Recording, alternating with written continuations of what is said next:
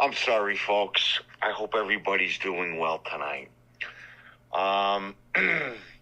Before I give, any rebuttals or anything about the Pope, I just want to say that, we complicate everything.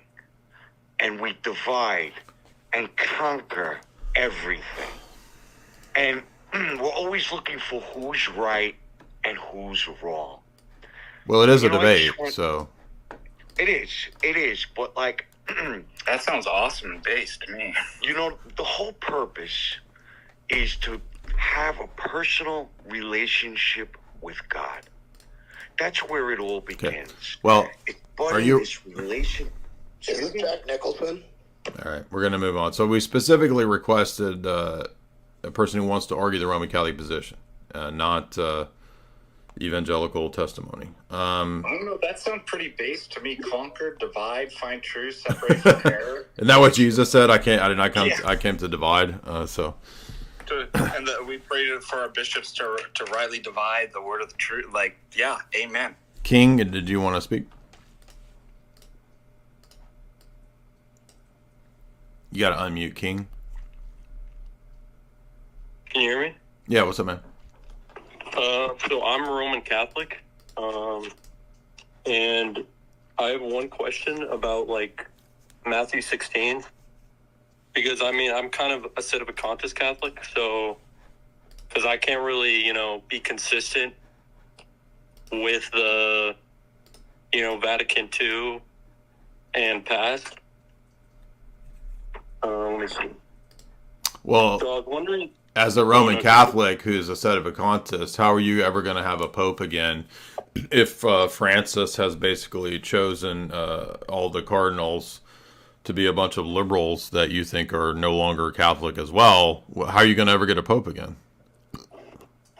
Honestly, I don't think that's the case.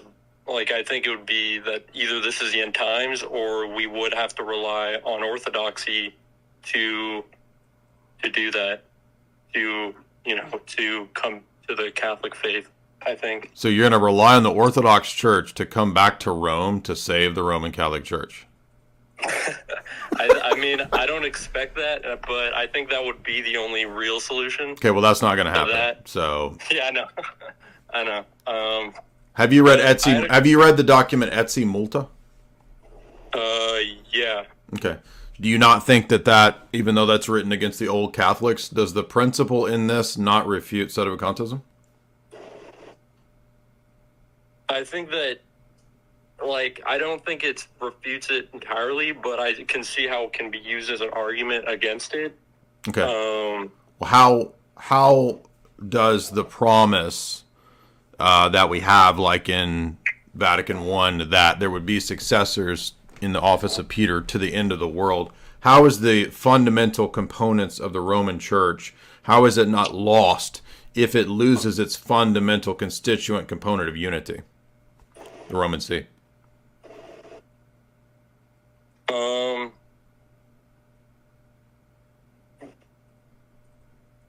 It would be be lost in the way that visibly, but I don't think it would be lost invisibly.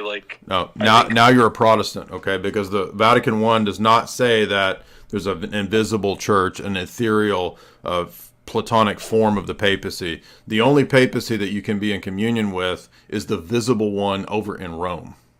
You understand? It says that visible unity exists till the end of the world. So you can't switch over to a Protestant invisible church model. Well, I think that it would still be visible in the way that they exist in the church history. So No. that visible. No, what's visible is the office of unity, the Roman See. So you would have to say that the Roman See continues. Maybe all the other bishops in the world fail, right? If you wanted to preserve the Vatican I position, you can't have the Roman See disappear and still have the visible unity of the Roman Catholic Church. There is no other Roman Catholic Church than the one in Rome. Right. That's why Sedevacantism doesn't work. It's a dead end position.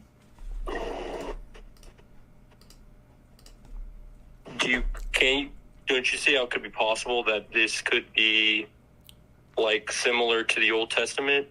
No, I mean the whole David point. was We're not in the Old Testament, bro. Pentecost is the promise of the Holy Spirit to the church to lead and guide her into all truth, as Jesus says in the Gospel of John. So it's not going to leave the church. If the Roman seed is the Roman seed, the Holy Spirit's not going to leave it, and we're going to revert to a pre-Pentecost time in the Old Testament. Okay. So where would you say I should look into, like, if I want to look into Orthodoxy? I would say read, first of all, read John Pontrello's book, Sedevacanist Delusion, because we helped John convert to Orthodoxy out of Sedevacantism. I myself had a period where I thought Seder was correct. So I would say read that. Read Michael Welton's book, Two Paths, and John Pontrello's book, Sedevacantist Delusion. Those are two places to start. Any other Roman Catholics who want to come on, raise your hand. Best Ball, did you want to hop on as a Roman Catholic? I got another question for you too, Jay, when you get a moment. Go ahead, Best Ball. All right. Hey, thanks for letting me talk, guys. Sure. Nothing but love for my Orthodox brothers. So you guys were saying the papacy essentially was something that came to be in Vatican I. And in Vatican I, they were claiming it was something that was known throughout all the ages. No, I was saying it evolved over many, many centuries, but that the claims of Vatican I are ahistorical and retroactively read back into history. The papacy is a see of Peter that existed and eventually, in our view, sort of evolved away from Orthodoxy. So it wasn't invented at Vatican I. I just want to read something specifically from the Council of Ephesus in 431 AD. So this would have been before the schism. Something that would have been. We know the quote mines. Luigi has addressed these. Luigi, do you want to address the quote in Ephesus? Yeah, he's going to read. You're talking about Pope Celestine? Yeah, it's referencing. It's the legate Philip talking about Pope Celestine's letter. Yeah, it's just the same. It's going to be the same language, talking about how the Pope, will never fail. This language is applied to the emperor. It's applied to all the patriarchs in various councils. So what Roman Catholics do is they'll literally quote mine. They'll just pull this one quote that's referencing the Pope specifically, and then they'll ignore all the same quotes that reference the emperor and the other patriarchs. For example, in Constantinople III, Matthew 16 is applied to the emperor. So, and it's like the gates of hell will never prevail against the emperor. So obviously these quotes are honorific and nothing more than that. And so it's disingenuous to apply them to the Pope and not apply them literally to the emperor or to the other patriarchs. The other thing, too, is that the Roman Catholic Church now admits via the papally approved synods at Chieti and Alexandria, or the documents produced by these working groups or whatever, that these periods are not teaching Vatican I. So what the burden of proof is the Vatican I view, not did Rome sign councils first? Was it called the First See? Was this language used at times? The question is, can you show the Vatican I claims in the first millennium? And Rome admits no.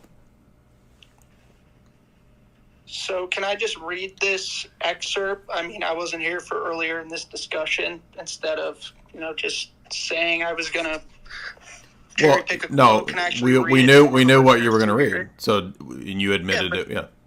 Would it be okay if I were to read it so if people in the chat who haven't actually heard it before can hear it directly? Mm-hmm. All right. So, direct quote, Council of Ephesus, 431 AD. There is no doubt, and in fact it has been known in all ages, that the holy and most blessed Peter, prince and head of the apostles, pillar of the faith and foundation of the Catholic Church, received the keys of the kingdom from our Lord Jesus Christ, the Savior and Redeemer of the human race, and that to him was given the power of loosing and binding sins, who down even to today and forever both lives and judges in his successors. Do you think that Rome and Alexandria and Antioch are his successors? Yeah, all bishops within the apostolic line are successors, but there's something very unique. No. The Petrine sees are who, according to Pope St. Gregory? What are the 3 Petrine sees, according to Pope St. Gregory? Yeah, I'm not going to comment on that. I'm not well-versed enough. Okay. Well, I'll tell you, he says that Rome, Alexandria, and Antioch are the 3 Petrine sees. So by your argument, that would mean that all 3 of those fall under that blessing. It would not, because it's something very unique happening in this excerpt where it says that the Holy and Most Blessed Peter, Prince and Head of the Apostles. Yeah, but you don't even understand. Very, very you're not understanding the argument that I'm making. Do you understand that all 3? I understand. You're making that they have equal authority. No. You missed the point. Those are 3 Petrine sees. They're all from Peter. So you just shot yourself in the foot. Each of those. Yeah. No, I get what you're saying. I understand it. Well, your reply was not based on understanding. It was based on me thinking that, or saying that it's all the bishops. No, there's 3 Petrine sees. So does that apply to them? Well, this excerpt specifically says, "and head of the apostles." So, is there an that has nothing to do with his? That has nothing to do with his successors, who are all Petrine. Does it say, and for the other Petrine sees, specifically head of the apostles? Well, Constantinople 869, which is ecumenical for you, calls all 5 patriarchs the heads of the church. So, and then Constantinople 3 calls the emperor the head. So headship is not exclusively applied to the Pope. It's applied to the emperor. It's applied to all 5 patriarchs. Yep. So this is why your quote mines don't work. I appreciate you guys letting me share. I'll let the audience decide for themselves. I appreciate it. Am I good to talk, or? Yeah, what's up, man?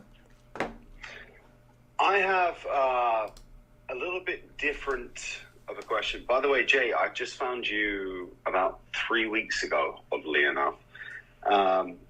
Amazing work and amazing apologetics. Thank you. Thank you. But I have a slightly odd question I may ask you gentlemen. See, I try to stay very unbiased. My goal is to get people into the church rather than into a specific church. I'm Orthodox, just so that's clear. And what I'm trying to do with my Christian channel, The Cross Crusader, is to really just get people into the church, opening the Bible, questioning what they believe. And I'm finding it pretty difficult to stay unbiased. And I was wondering what your perspective, both Jay and both of the fathers here, what your perspectives would be on me trying to remain unbiased. What do you mean remain unbiased? I don't really think we can be unbiased. What do you mean? Yeah, I think that's kind of my issue that I'm going through right now. So I'm trying to remain unbiased in the aspect of I'm trying to when people ask me questions, I respond in both the Catholic and the Orthodox. So I try my best to give both perspectives so that people can choose, which church they go into or enter into. Well, yeah, I'm not trying to be rude to you. I don't think that's the right approach. I don't think we can these are mutually exclusive positions. For example, if you're Orthodox, you have to believe, for example, in the Palamite synods, and they are mutually exclusive with Roman Catholicism. I mean, you don't offer the Jewish perspective, right? For obvious reasons. Or the Islamic one. That is true. So why offer the perspective of a heretical sect? Like, doesn't make any sense. That's pretty much answered straight up. And it's been heavy on myself. So. Well, I would say I would recommend an antidote, perhaps, to that would be this book right here. So get this book by Norman Russell, where he's translated. It's really just a translation of the Palamite synods and a bunch of letters of St. Gregory Palamas and the life of St. Gregory. So that would be one really good way to maybe drill into that question. Also, if you're more of a history guy, not really a theology guy, Christian East and the Rise of the Papacy by Papadakis and Meyendorff really solidifies this period of departure. So I'm glad that Sovereign Bra raised this question about this time period, because there's not a lot of books that are really good about this period, and that's why I'm so glad that Papadakis and Meyendorff wrote this excellent book, because a lot of people, prefer history to straight up theology. It's too technical. And this book is really good at being historical, but then bringing in some of the theological disputes of this crucial period of departure, 1071 to 1453. So if you're more of a history buff, I highly, highly recommend everybody read this book. It's great. Christian East and the Rise of the Papacy, the Church, 1071 to 1453 is one of the best texts. Now, there's a lot of other great texts, Michael Welton's Two Paths, these kinds of things. There's also the new Soshinsky book, which it's good for maybe drilling into a lot of these quote mines that we've heard tonight. So we've had, Ephesus thrown out, and, there's going to be, Leo has spoken, Rome has spoken, cases closed, etc. And Soshinsky's new book, Papacy and the Orthodox, it kind of has chapters on a lot of these topics, which is really good. But yeah, so we're getting really good material published of late on these subjects. But the Papadakis Meyendorff book is by far one of the best in a long time.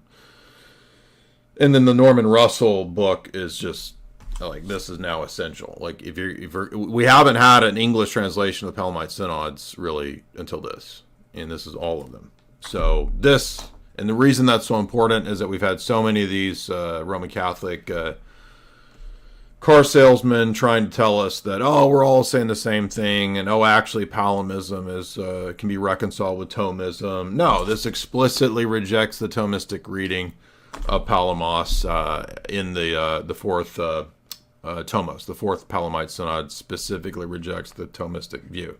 So enough of this nonsense and all the car salesmanship that they've been telling us for so long. Sublime Providence.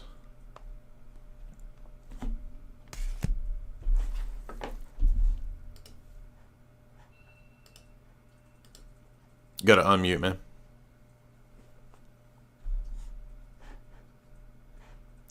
We've got a super chat from MM, and he says, does Elijah and the prophets of Baal show us that all occultism is fake and gray? Well, it shows that in that instance to be fake and gray, because they're cutting themselves and their demon doesn't manifest. But I mean, we have other places in Scripture where occultism seems to be real. Saul and the Witch of Endor, Samuel appears. We have, Paul casting out demons in the book of Acts. One of the girl who's a fortune teller is said to have a pythonic spirit. I think in the Greek it says something like that. Jonas and John Brace are said to mimic the first two, quote, miracles. I mean, whether they did miracles or not. I mean, in other words, we have some instances in Scripture where there does appear to be real demonic activity. So I wouldn't say that all occultism is fake and gray just from the Elijah story. But certainly the prophets of Baal didn't seem to have any powers. Did you? Go ahead, man. You got to unmute. You're on. You got your hand raised. Go ahead. Okay, yeah, that's me. Okay, how you doing? What's up? I'm doing pretty good. So can I assume that? Oh, real quick, huge fan of you. I see Rachel Wilson in listening to. Huge fan of her and her husband. Just wanted to say right quick, if we all believe in a universal Catholic and apostolic church, and I assume we all agree in this, right? I'm Catholic. Well, we don't accept that the Roman Catholic Church is still part of that body. Fine, yeah, but the thing with the Roman Catholic Church is the Roman part is just the Western rites. We have Eastern rites. So this 23. No, it's not. It's not. No. It's not about rite. It's about the Roman See and Vatican I. So it's not just about the rites. Yeah, I understand all that. Mostly, this is not. It's somewhat of a theological issue, but that can be worked on in various councils. This was an ancient political tension that happened between the Western Roman Empire and the Eastern Roman Empire. That's what this is about. No, that's part of it. That's what we already argued earlier. It's partly geopolitical, but it's also theological. We can never accept the double eternal hypostatic procession. We can never accept created grace. And you don't have to, because it's not necessary that you do that under the Eastern rites. So my thing is this. That's not true. That's not true. Eastern Rite Catholics are expected to accept Vatican I, regardless of the fact that Melkites and other people pretend like they don't have to. It's just simply not true. All that says is that it's a contradictory position that allows for you to pretend that you don't accept Vatican I. But Vatican I is binding on everybody. So it's just a made-up thing that Eastern Catholics don't have to accept Vatican I. Vatican I does not speak that way. Certainly, Vatican I can be changed. So no, Vatican I cannot be changed. What are you talking about? Of course it can. No, it cannot. Of course. Why can't it be? You can't change. That's an ecumenical council's dogma. You can't change dogma. From the seat of the Pope, you can, because he can declare infallibility and change it. Okay. So it can't be changed. No. So, all that says is that the position again is inconsistent, because supposedly unchangeable dogma can be changed by the Pope. So again, that's another refutation of the position. So that's fine. We understand the history. How is that fine if that's a contradiction? It's fine because the Western Church had to deal with more than the Eastern Church did at the time. There was a lot of changes that the Western Church made to acclimate to the various populations to get them on board. So, and then when you look at the sheer number difference between how many Catholics there are and as many Orthodox there are, is not much bigger than a Protestant denomination. That's not true, but that's also a fallacy. So you moved to a fallacy of a numbers game. So was the true church determined by numbers when most of the church was Arian or semi-Arian in the 4th century? The true church is based on apostolic succession. I just asked you, so you're not answering the question. In the 4th century, the numbers game was on the side of the Arians and the semi-Arians. So is it numbers game or not? No, not necessarily. I'm talking more strategically. So I'm not saying this. I'm saying I want to see a universal apostolic church. It already exists. So it's not determined by numbers. Catholicity is determined by the fullness of truth. That's why St. Maximus says that I would be amongst the small band of true Catholics, even if most of the bishops were not Catholic. Do you want to save the soul of everyone on earth? If you had the ability to? Again, you're presupposing that we're both part of a giant ecumenical church, and we're not. I understand that Orthodox don't see Catholics as being fully in line. Okay, so then just stating to me an ecumenical position doesn't prove your position. Your position is incorrect. No, well, let me articulate my position. My position is this. My position is there are way more Catholics than there are Orthodox. I already addressed the numbers argument. Do you not understand why that's a bad argument? No. That's only a part of the argument. So the argument doesn't consist of just one claim. So it exists through a series of premises, and we'll get to a conclusion. All right. So deductively, so I can say the vast majority of Christians, period, are Catholic. Catholicism is the largest church that has apostolic succession. All you need to be Christian is just accept the Nicene Creed. We can discuss the Filioque. But outside of that, the point is strategically. Okay, so in other words, we're not going to care about correct doctrine. We're going to make up an idea of what's strategic. No. We do care about what's correct. So now you're moving the goalposts. That conversation can be had within the church. So that can be had. We understand all of the history associated with it. We're in the present. Right now, this Rome is been just reaching out for hundreds of years to Orthodoxy. How is this an argument? How is this an argument for the Roman Catholic position? All I'm hearing is you talking around a bunch of stuff. Where's the argument? Okay, here's the argument. The Pope was always considered the first amongst equals. I believe that all the patriarchs of all of Orthodoxy, the original four, which is, like you said, Rome, Alexandria, Antioch, and Jerusalem, and then, of course, Constantinople later on after Constantine. We believe all of those is legitimate, and to a degree, even Anglicans to a degree. Anglicans drastically moved away from doctrine, but they also have. Okay, so your argument is that because the Roman Catholic Church accepts a wider swath of what's considered Christian, that strategically means it's better and improves it. That's a terrible argument. No, it's because it's bigger, it accepts more, and is more. Again, I already addressed these arguments. So you're just going to keep talking around it. Boycott, what's up? Nothing to do with objective. Go ahead. Hello? Yep. Hi. Yeah. So, I guess what's convinced me of Catholicism is the overwhelming evidence that Catholicism has that's unique to Catholicism. So my central question I would ask is, when God reveals himself publicly, why does he do so exclusively through the Catholic Church? No. And I can... No idea where you were. I mean, it's a terrible argument. So, well, here, can I tell you where I'm going with it real quick? You mentioned all these evidences. So what's the evidences? You didn't give one. Here's an evidence. Yeah. So Fatima, just real quick. I have here we tons, go. but let's Here we go. with Fatima. Mm-hmm. Okay, so how did 3 children know the exact time and place that this supernatural event would occur? So well, you're assuming it's supernatural, first of all. So how do you know that? Yeah, but you had 70,000 Okay, so he's not even going to listen. So hold on. That's what a newspaper says. Have newspapers ever lied? Yes, but... Oh, but here, no. Have you read it?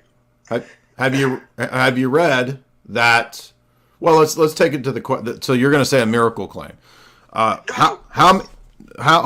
on. How many religions and groups out there claim miracles? Not many claim public miracles where thousands witness it, and you have overnight... There are plenty of Hindu yogis that claim public miracles. Sai Baba claimed many public miracles. He had many Padawans underneath him that thought he was a miracle worker. But not you. Again, my point is that in Catholicism, there are thousands of witnesses, or it's objectively verified, and I can name other instances as well. Could I just hold on. Okay. So Orthodox churches claim miracles. We claim the miracle of the Holy Fire. Okay, this is publicly witnessed every year in Jerusalem. So wait a minute. So what? How do I know where if I'm not visibly, empirically there? How am I going to judge the faith on miracle claims? So okay, here, just real quick. So I guess my answer to that is it's different. It's not different. You want it to be different. How is it different? Well, okay, it's different in that you had 70,000. The consensus was, and it wasn't all, we're all Catholic Christian. Oh, okay, so it's a miracle if it's 70,000, but not if it's, 20,000 in Jerusalem. Like what's the miracle proof number? 30,000, 50,000? No. This is arbitrary. I agree with your principle, but here, just let me finish my point real quick. You're very intelligent, but I just want to say one thing.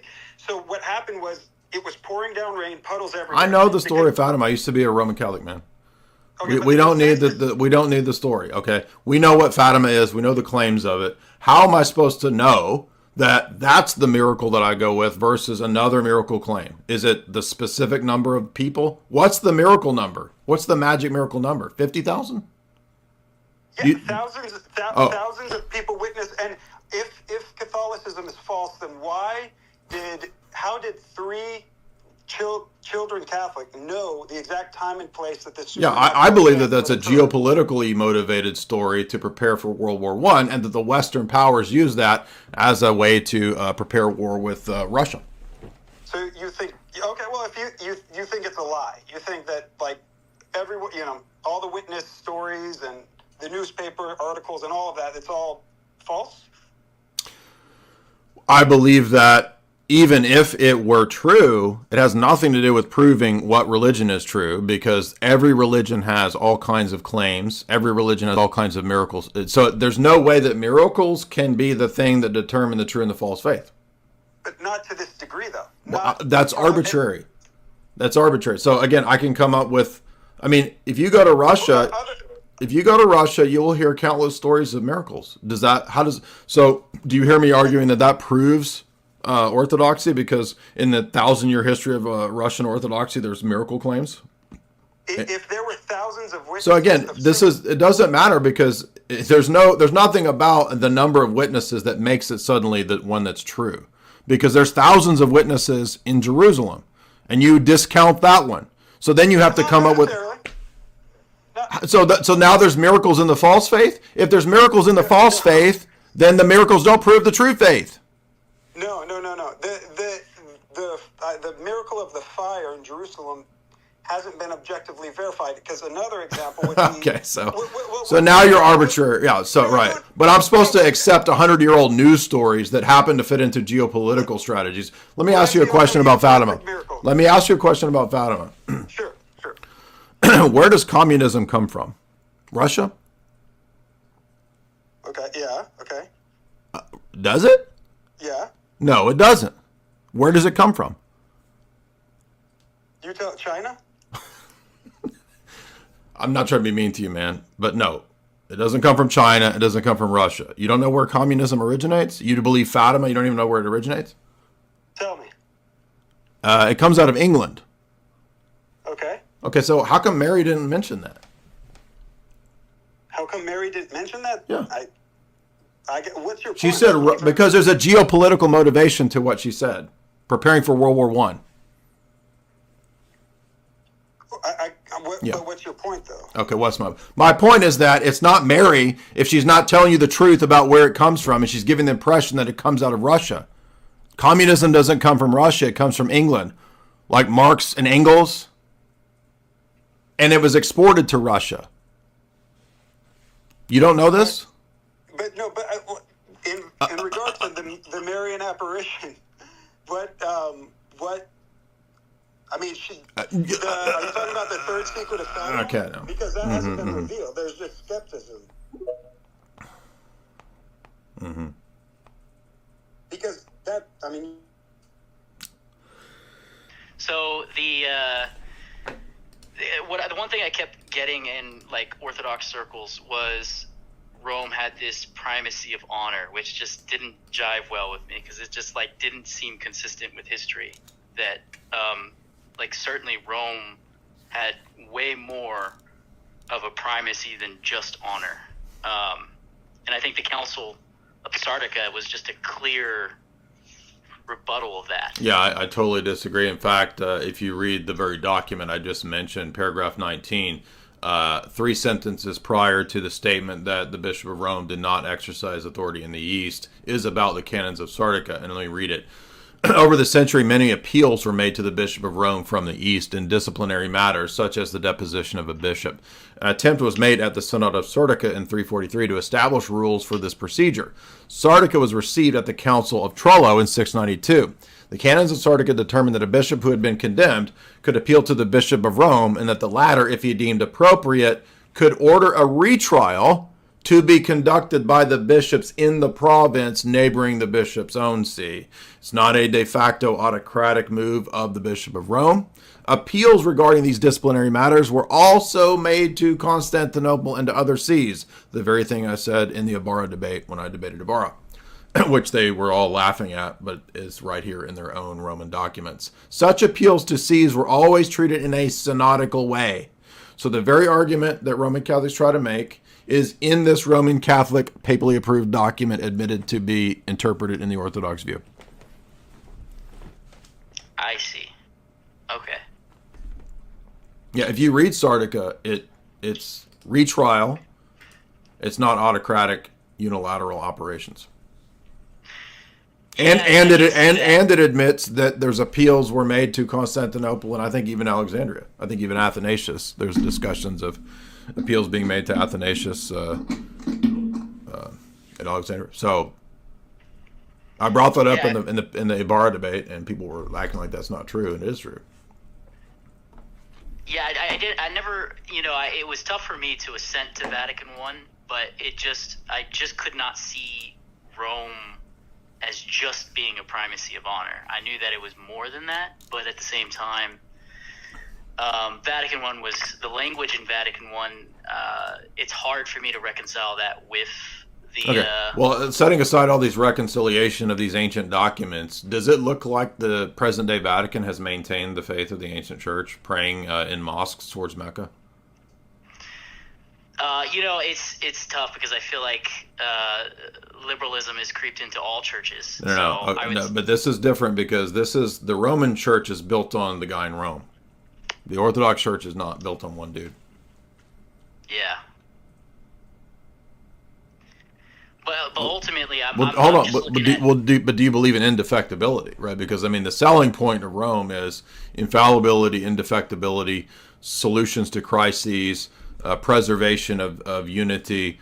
Do you believe that that's what Rome does? Do you accept that we worship the same God as Muslims and Jews and Hindus?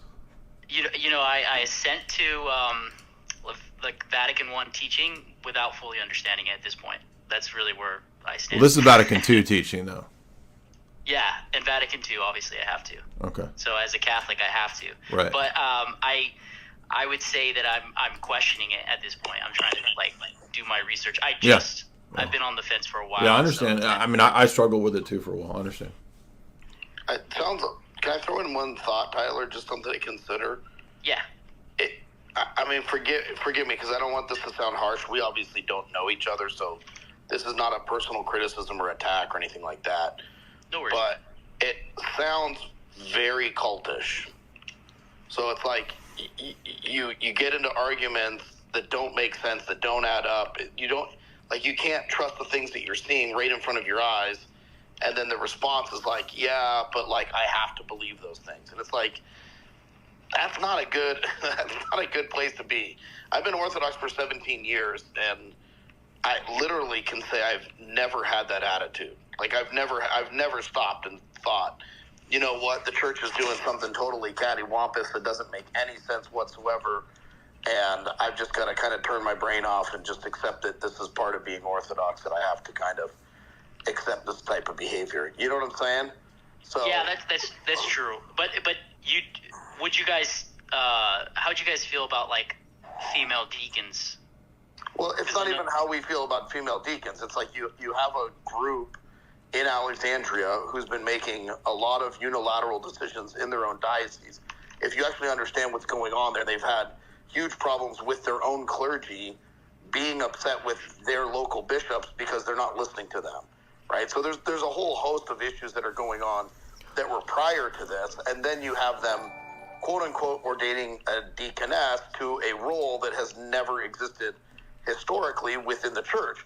But, again, I don't have to say that I accept that, right? Yeah. That's the difference, is that if I'm Roman Catholic and the Pope does all these cattywampus things, I have to say, well, I'm wrong, and even though you know what I'm saying? I'm wrong, even though it looks like what he's doing is really wrong and heretical, because he can't make bad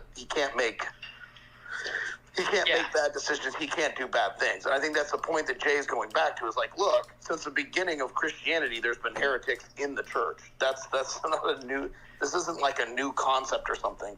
The point being that when everything relies upon papal decree and papal decision, you basically have to turn your brain off to all kinds of wackadoodle things that literally, don't make any sense whatsoever. Go ahead, Tyler. Yeah, so I just, I want to say from the offset that I think, unfortunately, a lot of Catholics are poorly catechized. And, a lot of them just don't know a lot about the history of the church and don't understand a lot of aspects about it. But I'll try a little bit of a Socratic method here. I think we can all agree that there is no such thing as a perfect church, right? Because humans are not infallible. Well, hold on. So when we say perfect, we don't mean morally, but both Orthodox and Catholics profess to believe that the churches that they adhere to do not officially teach error. So they're not theologically in error. But my point is that, we're all humans, so we all make mistakes. And clearly throughout every single religion, both Catholic and Orthodox, there have been heretics, right? Sure. Yeah. So therefore, I think it's possible that, a church can be, let's say, 99% correct on certain things, but then because of human error, there are some times when it screws up. And where there have been corrupt popes, and a lot of Catholics, myself included, believe that this current pope is a heretic. And I don't think that even though, the church teaches papal infallibility, I don't think that's correct. And I don't think that's a necessary thing to believe for salvation. Okay, well, Vatican I, which trumps you, says that it is necessary for salvation. It says that the Roman See does not teach error, cannot teach error, and never will. So you have to submit to that. You don't get the right and the liberty as a Roman Catholic to pick and choose dogmas and ecumenical councils. No, of course, but is it possible that dogmas and ecumenical councils were made in error? If so, then the Roman Catholic Church is not true. But like I said, it's 95 to 99% accurate. No, because the claim about the church is that it never errs. Not that it's right 99% of the time, but that it provides the individual Roman Catholic the certitude to trust the church that it will never err. If there's a 1% chance that it might be erring in this statement, or the next statement, or the next statement. So you see why it's a totalizing system and a totalizing claim? Yeah, but my point is that claim itself could be the exact error. Well, then Roman Catholicism is not true. That's all we need. It only takes one to invalidate the system. So do you think that Orthodoxy is completely perfect and that does not teach any errors whatsoever? Yes. Okay. See, I think that it's close to impossible for us to know for sure which is exactly correct. I think it's possible to get like 95 to 99%. Do you know that with certitude? No, of course. There's no way for us to know for a fact. No, right? I'm asking, do you know? I'm asking, do you know that statement with certitude? Because that's your starting point presupposition. So for that to work, you would have to have certitude about that starting point. I'm asking you if that presupposition is correct with certitude. Could you repeat that? We only have 99% certitude, let's say. That was your starting point. I'm asking if that proposition is certain for you. I'm not saying that's certain, but I'm saying okay, well, then that's self-refuting. How is that self-refuting? Because you've got to have something to start with that's certain. Right, so I'm saying that I think it's possible for us to be 95 to 99% there. You missed you just missed the whole point. So you have a starting point that you believe is certain. It is your belief that nobody's certain and everything is 99% certain. For this to work, you've got to be certain about that starting point. And do you not see how that's inconsistent? Yeah, I think what you're getting at, but at this point, I mean, that's just arguing logic, which I understand what you're trying to do here. But, I mean, the thing is, we agree... Okay, so logic doesn't matter anymore? Right, so if logic does matter, but Catholics believe every faith... Right, so don't change the subject. We're on the key point of our starting points. Because I'm not a Roman Catholic. I believe that your starting point is going to determine everything. You have a relativistic starting point. So how do you know that that's true or that your starting point is right? Well, because I believe that the Catholic Church is the closest to the original. But how do you know that, though? Because your starting point is itself fallible, right?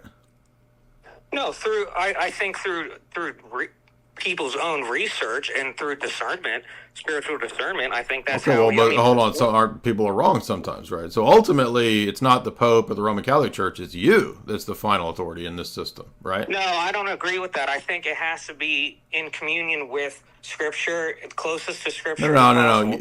But you, this is your interpretation of this. That's my point. And you're saying that, well, maybe Vatican I is wrong, and I don't like this. I'm going to take this. So it's you constructing the Roman Catholicism that you want. That's your system. No, I'm in search of the truth. I'm trying to find the truth. Yeah, but what I'm saying is that in the search for the truth, it is possible for things that we formerly thought were true to be false, or things that we formerly thought to be false were true. Okay, so that's why I went to your starting point, which was ultimately relativistic. Your first principle that you're using... But I'm not assuming anything. I'm saying everyone... You are, though. Everyone assumes things. Everybody has presuppositions. Unavoidable. Oh, okay. That's fair. But how do you know that you have the right starting point is the question.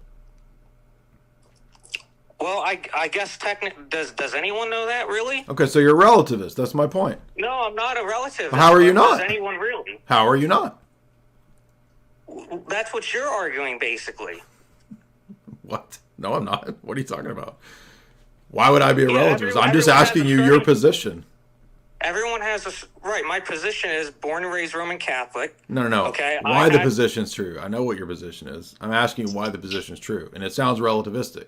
And your response is everybody is? Because I found through my own search, through my own struggles with my own faith, and through trying to do as much research as possible to discover the truth, and through spiritual discernment, through prayer. Well, how do you know you're discerning right? Maybe you're discerning wrong. Well, I'm pretty sure I was discerning correctly. But this is a circular argument. I mean, right. This could go. That's right. Now, my point is to show that and illustrate that it is circular. That's correct. I agree. And that was my point. But your point could be that everything. See that. Your point could be then nothing matters then, essentially, is what you're saying. No, I'm just saying that the Roman Catholic position and its epistemology leads to these dead ends. Because you're trying to make a system that doesn't make sense work. And that's why you're led to these conclusions, is my point. No, I don't think that the Catholic Church, solely based on the papal infallibility, I don't think that specific doctrine is the entire basis for the Church. I don't believe that is the core of the It doesn't church. matter what That's you not think because Vatican I trumps you. And you don't get to interpret these documents the way you want to. You have to interpret them the way Rome interprets them. But that's not the core of the faith, though. It is according to Rome. According to Rome, it is. So you don't get to say that. Do you not understand that it's not a system? You're not a Protestant. You don't get to construct the Roman Catholic system the way you want to. No, and I'm not claiming to do so. But you are doing I'm not claiming to do so. You are doing that before everyone. That is exactly what you're doing. Because you just said, I don't care what Vatican I says. I can choose to not believe that one. I didn't say that. I didn't care what Vatican I says. You said it could be wrong or whatever you said. It is possible for human beings to make mistakes. Okay, then you don't believe in the guidance of the Petrine See with the charism of Peter and all that Vatican I teaches. So you don't believe the Roman Catholic Church is teaching. But you yourself just said that every religion has had heretics, that even Orthodoxy has. So having a heretic is not the same thing. Having a heretic in the religion is not the same thing as a fundamental contradiction in the theology and the dogma of the religion. Two different things. Okay, I can see your point with that. You gotta unmute. Yo, what's up, Jay? Hey. So I'm not going to argue with you because I honestly don't know the material well enough, but I want to start studying the material so at least I can get your perspective before I go and study the material. I hope that's okay with you. Okay. Yeah, so you brought up something specifically, and you bring this up a lot in your videos. You talk a lot about Vatican I. Now, what specifically is the hypocrisy that you were trying to point out in Vatican I that Catholics can't seem to answer? Well, there's multiple ways that argument could be formulated depending upon whether we're talking about a Novus Ordo person that accepts Vatican II or a trad cat that doesn't like Vatican II. Novus Ordo, obviously, just a regular Catholic argument. Well, again, it depends on, I've talked about Vatican I a lot. So, I could be arguing that Vatican I contradicts the canons of the first 7 councils in the way that it approaches things. I could be arguing that a lot of Roman Catholics, for example, say I only have to believe the ex cathedra statements, which is not true. You have to believe much more than that, such as the Pope's universal ordinary teaching, as well as submitting to his ordinary teaching, which is even fallible. You still have to submit with docility. So I make a lot of arguments in that regard, so I could be talking about any of these things. Well, yeah, no. So specifically, what I believe it was regarding the ex cathedra statements, which honestly, as quote unquote Pope explainer, I probably agree with your reading of Vatican I. So that's what I was asking. Okay, so at that point, I was probably arguing, where is the list of ex cathedra? What was that? Where is the list of ex cathedra statements? Oh, I don't know. There's not one. That's your point, is that there isn't a list of ex cathedra statements. So sure. Because there isn't a list of ex cathedra statements. Well, that's one point. Okay. Why wouldn't, I mean, I thought that the papacy is there to help us understand and know with certitude and all this. Why wouldn't they give us some list of these things if that's your sort of like Trump argument, kill shot against pretty much everybody else Protestants, right? I mean, like I said, I don't know. I'm looking into it. I'm going to look into the arguments right now. I don't really think that that's the strongest argument that you can. Well, it's one argument, but I think it's really strong for Protestants, or for Roman Catholics that are struggling, because it's one thing to say, okay, I believe that the Pope, has this power to define dogmas in an extraordinary way, ex cathedra, etc. I follow and I'm bound to the ex cathedra teachings. But then as an individual Catholic, you're not in any better position because you don't have any clear way to adjudicate without going through this mountain of documents. My point is that you're not in a much better position than a Protestant, because instead of the Protestant trying to wade his way through interpreting the scriptures, you've got more work to do with mountains of papal documents and 3 broad criteria as to what counts as binding and authoritative. And you're not in any better position. So how do you know as an individual what dogmas you're supposed to follow when Roman Catholics are just sort of parroting this idea of, well, I follow the ex cathedra teachings. And you're not even given a list of that. You're given 3 broad criteria. Now it's upon you to dig through mountains of papal documents to figure out what that is. How are you in a better position than a Protestant? Oh, that's your point. Okay, I see what you're getting at. Okay, yeah. I mean, when it comes to that, this is one of those things that if I were to, critique like the compendium of papal documents that we have, the compendium of ecumenical councils all throughout church history, one of the things that I think needs to be more clearly defined is the magisterium, and what the magisterium is and how the magisterium operates and how Catholic laity is supposed to interact with the magisterium. And I don't think that we need to be going through every single papal document. I obviously believe that, the politics of Rome, the political establishment of the Catholic Church. But wait a minute, though. Wait a minute. I'm not talking about papal private opinions of politics. I'm talking about... I'm not talking about it either. That's not what I'm talking about either. No, you're misunderstanding. Even the teachings themselves, even the things coming out directly from the church, they have a very, very narrow effect on the lives of everyday Catholics. None of that is relevant to the point that I'm making, which is that you're bound to follow not just ex cathedra, but also the Pope's universal ordinary magisterial teaching and his ordinary teaching. That means in this mountain of papal documents, all of those are binding on you. That's the point. They're binding on you, and if you know them, if you know what they're binding on you whether you know them or not. They're binding on you whether you know them or not. I mean, sure, to a certain capacity, but there's obviously like reduced culpability when somebody does something. What does that have to do? What does that have to do with how are you in a better position than a Protestant with this massive amount of documents to know what your actual church's teachings are? Well, that's what I said. You need a clear definition of the magisterium. And so 2,000 years of the Roman Catholic Church hasn't figured out how to define magisterium yet? As far as I can understand, there's some pointing to it in Vatican I, which is kind of what I was asking you about. And then and my point is that Vatican I gives you 3 criteria of what you're bound to follow. That does you no good into actually adjudicating what goes into what bin as an individual Roman Catholic reading through the mountains of documents. I'm not talking about reading through the mountains of documents, though. That's not the point that I'm making. What I'm asking you about is, like, if I were to think as a Catholic, like I said, again, this is simple. If there is this, if there is this compendium of things that you need to follow regarding ordinary magisterium, ex cathedra statements, all these things that, are binding on you, that are all these things, does Vatican I explicitly state that? If it does, obviously it needs to be defined more clearly in maybe a future church council or anything along those lines. That much I can agree with you with. That's what I'm asking about. Yeah, it gives you 3 broad criteria, and it doesn't tell you what amongst the massive amount of documents that you're bound to in those documents is in which bin. It's a very simple argument that I'm presenting to you.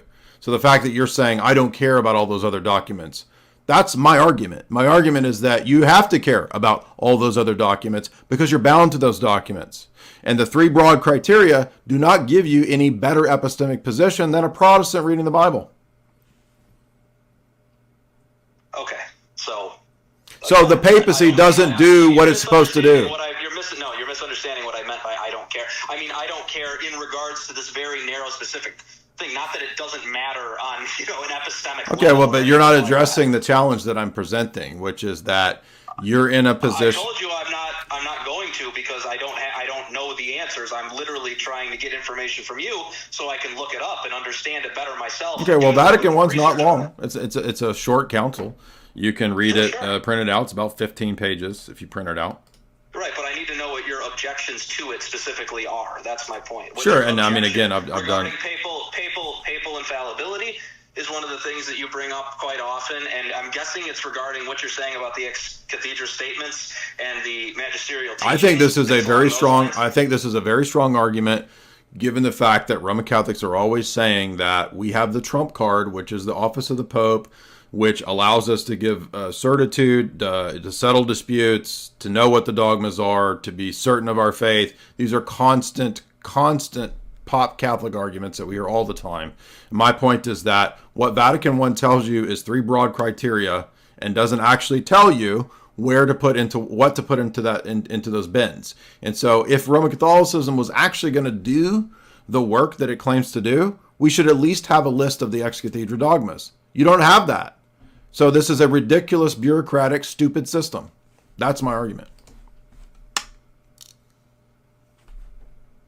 Okay. I mean, yeah, that's fine. I just, like I said, I don't think that's a very strong argument. Okay, and why is it not a strong? Why is that not a strong argument? Because you're saying that the system is entirely ineffective because there's something that could be potentially added to it in another ecumenical council in the future that actually makes it a little that's bit not more the argument. The accessible. argument is that it has not provided the very thing that it claims to have provided for 2,000 years. That's the argument, not whether there can be a future clarification.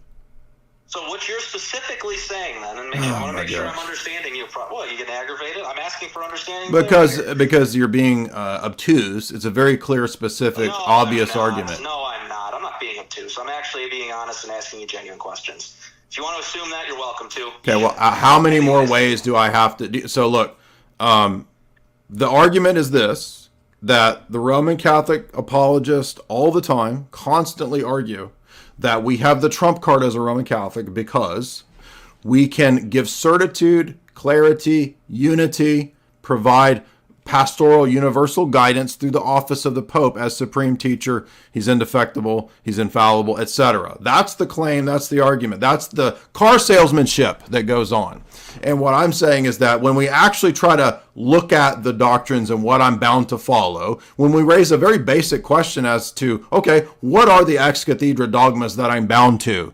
There's no list of the ex-cathedra dogmas. Every different Roman Catholic will give. That's a very strong argument if it in fact doesn't do this. It's a strong argument against the apologists who are making an incomplete argument. That's all I'm hearing from They're echoing what Vatican I says. That's the point. They're not wrong in their argument. They're saying, that's what I'm asking you. So what you're saying about Vatican I is that Vatican I makes a claim that they can't back up. Yeah. Have you read Pastor Eternus? Have you read Leo Satis Cognitum? No, I'm going to. That's what I'm telling you. I'm going into this discussion, and I wanted to get your perspective. That's why I said I'm not trying. Right. And so when you read those doctrines, those dogmas, you'll see that they're saying what I say. This is the way you know the true faith. I'm asking for an example. Is my point from if that you might know off the top of your head from the documents that you're specifically. Yeah, it's called Pastor Eternus. It makes this very argument. Okay. Yeah, I'll look into it a little bit more, but it seems to me like you're refuting Catholic apologists and no Catholic apologists. This is sophistry. It's sophistry. No, it's sophistry. It is sophistry. If you cut me off halfway through my argument, you can make it's an argument that it's sophistry. But if you don't let me finish it, then you're never going to get to the point at which I actually get direct and explicit. No, because it's not a question of whether it's only a thing that the apologists say. Okay, I was using them as an example. The apologists are making their argument from what Vatican I very clearly teaches. It's called Pastor Eternus. So rather than getting all sassy, you need to go read your basic documents. This goes back to what I said. Okay. You know what? Okay, you got sassy in the debate. So then you came here claiming you weren't going to debate. You interrupted me halfway through my argument. Because it was a bad argument.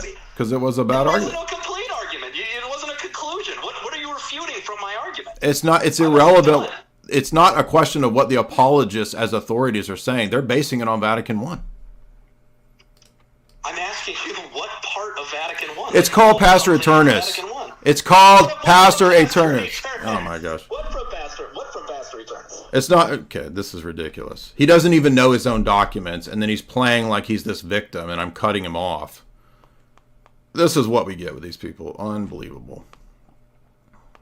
Connor. I don't know Vatican I, but I'm going to come argue it, even though I'm saying I'm not arguing. I'm not arguing. Don't cut me off. They always play these games. I'm so sick of these people's games. Connor?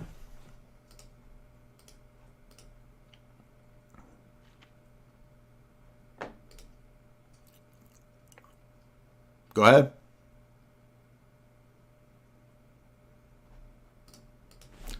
We can't hear you, man. No sound from you, bro.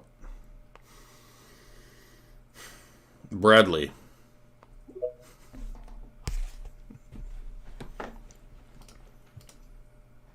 Somebody said I can tell he was Catholic by the way he's arguing the pitch of his voice. It's always the same manifestations. Go ahead. Hi, Jay. Yes, sir. Yes, your last two guests were very interesting.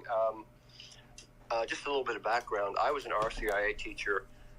If you don't know what that, you know what that is, don't you? RCIA. I do. Yep. For several years, and one of the things that drew me away from the Roman Catholic Church was I simply could not answer the questions of non-Catholics who were thinking of joining the church. I realized I hadn't really thought about some of the promulgations coming down from the Vatican, especially the Immaculate Conception of the 1800s, Mm-hmm. and then after 1900 years, the Assumption. And the rationale was always, this has always been a part of the belief of the ancient church. Well, if that's the case, then why doesn't the Orthodox Church accept the Immaculate Conception? I mean, how far do you want to go back? St. Anne, her parents? It didn't make any sense to me. And I realized, even though I had passed that question in high school on a religion exam, I didn't really believe it myself. So I couldn't really, in good conscience, continue teaching RCIA, something I didn't believe myself. And then there were other issues that contributed to my leaving the Roman Catholic Church. But that's one issue. I have another issue that I'd like to, I don't know if this is appropriate for this or not, and if it isn't, let me know. After I left the Roman Catholic Church, I attended an Antiochian Orthodox church for about a year, Mm-hmm. and I met a very nice couple, man and wife and his son, and they joined on Pascha. I didn't join. I really wanted to, but something was kind of holding me back because I'm really kind of more drawn to ROCOR. In any case, after about a year, they joined, and after a year, they had to move several hundred miles away, and they didn't have a local Antiochian church to go to.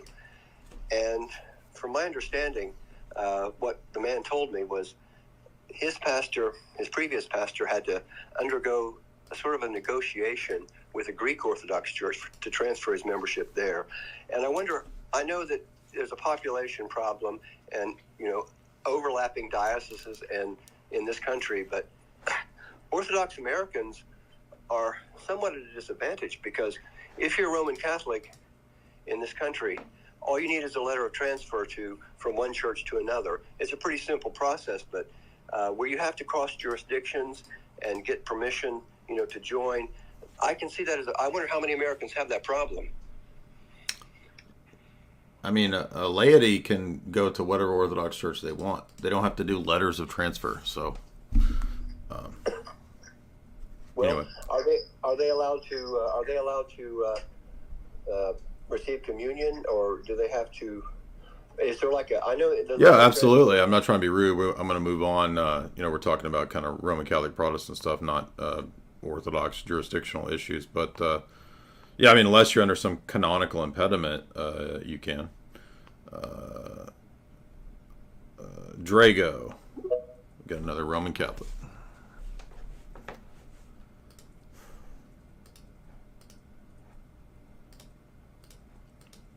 You have to unmute.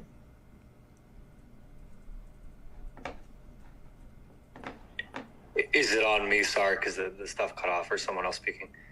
You're up. Oh, thanks, Jay. Yeah, so I used to be a Protestant, K through 12 school. Then I became a Catholic. I went to the University of Notre Dame, been Catholic for about 8 years.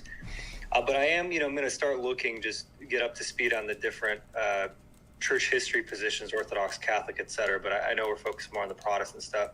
I guess my question is, I know for the Catholic perspective, there's the idea of development.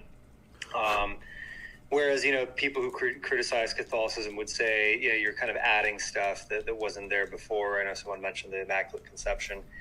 And well, but also, I mean, Pastor Eternus and Satis Cognitum, they don't speak as if it's a development. They speak as if it was always the case. So I think that you're kind of put in a mutually exclusive choice position if you're Roman Catholic as to whether you want to accept development of doctrine or whether you want to accept that it was always there. Yeah, it seems, I guess the frustration for me is that a lot of these claims from both sides just seem fundamentally unfalsifiable, where you just have to choose your axiom and your presupposition, and that dictates then the rest of how you look at history.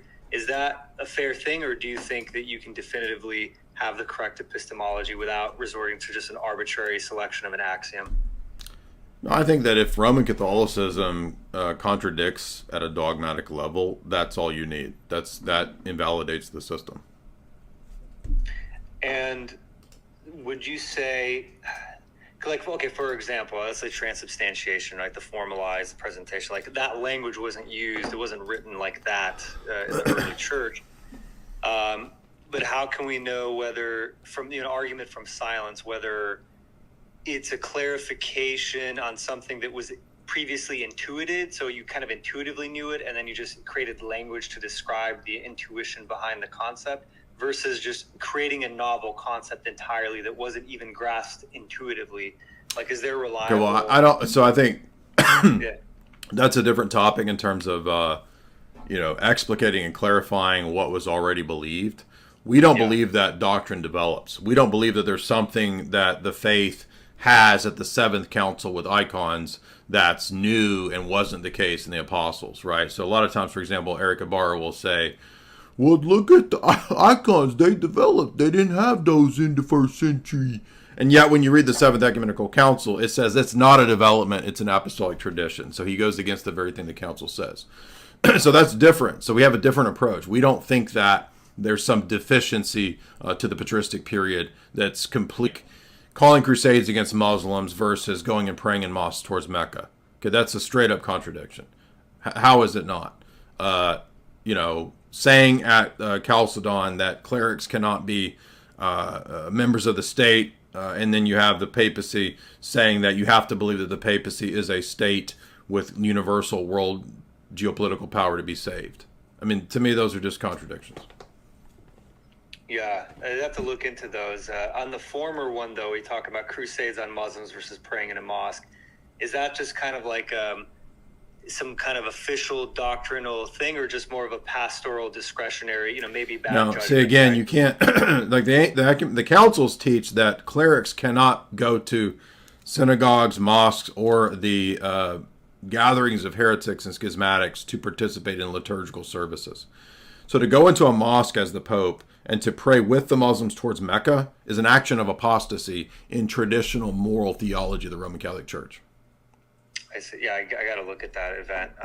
So thanks for mentioning that. And if I could just ask one question. Sure. One Protestant brought to mind this quote of Augustine in his Retractions, where Augustine talks about the rock rock of the church, and Augustine says, sometimes I say it's Peter, sometimes it's Christ, confession, but let the reader decide which interpretation. And for me, I'm kind of scratching my head, like, why is Augustine saying let the reader decide, as if it's like some arbitrary? Well, I mean, more than that, if you read Denny's book, Papism, you'll find that the majority of the church fathers do not exposit that in that way.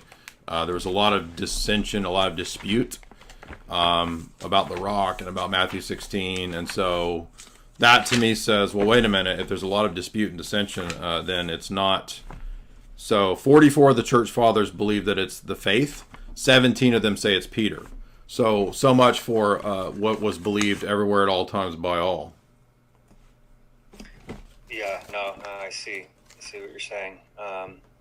What for an Orthodox, what does it mean? What does the whole primacy of Peter mean? First among equals, like in practice, what does that necessarily mean? Is there any added layer of authority, or is it there no additional authority? Like, what does it mean to be first? I still don't quite understand that one. Well, I mean, in the ecumenical councils, in the Orthodox view, certain privileges are accorded to metropolitan sees, and typically in the history of like the canons of Sardic or something like that, you can appeal for a retrial. So if you wanted an answer to that from a Roman Catholic perspective, you could read the Alexandria document right here, which actually is a Roman Catholic approved document that basically admits what we would say. That's basically admitting most of our arguments. There's a couple places where I think it still tries to salvage the Roman Catholic papal position, but for the most part, if this document is correct, the Vatican I's not true. So, I mean, if you look at, for example, the way a metropolitan has privileges within his jurisdiction, like the Moscow Patriarchate, he has privileges about all the bishops in his domain. In terms of the synod, he has privileges about priests that are ordained. He signs off on them. So different patriarchates can have privileges within their synod. However, those privileges don't really extend outside of that jurisdiction, and that's why the Alexandria document and the Chieti document admit that Rome did not exercise jurisdiction outside of Rome. So whatever privileges it has, signing the documents first at the ecumenical councils, flowery language, whatever. None of that is, Vatican I's super bishop. Got it. All right. Well, thank you, Jay, for having me on and for hosting these spaces. Absolutely. Yeah, great questions. I appreciate your attitude. That was very civil. Connor, do you want to try again? Because we couldn't hear you a minute ago.